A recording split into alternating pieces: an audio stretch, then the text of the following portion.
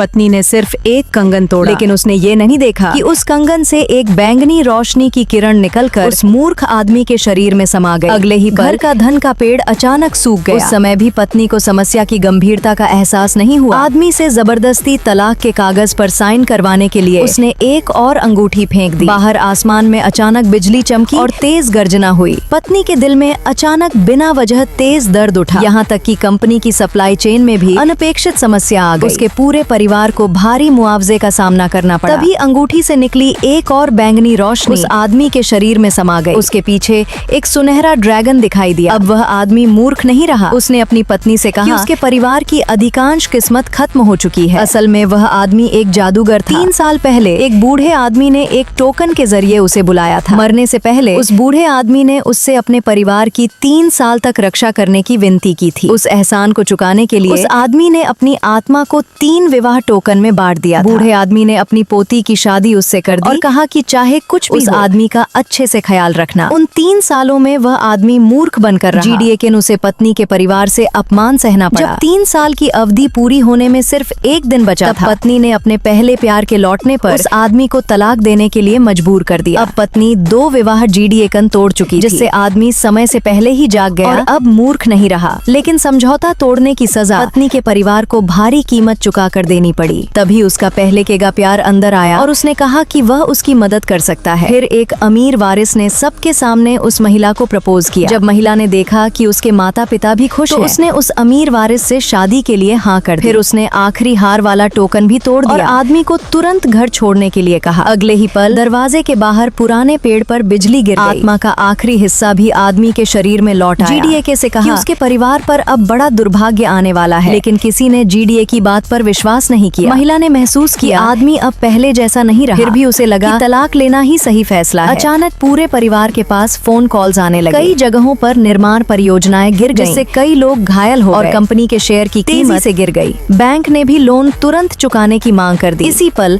महिला का परिवार 1 ही मिनट में बर्बाद हो गया। लेकिन उस आदमी को इससे कोई फर्क नहीं पड़ा। उसने शांतिपूर्वक तलाक के कागज पर साइन कर दिए।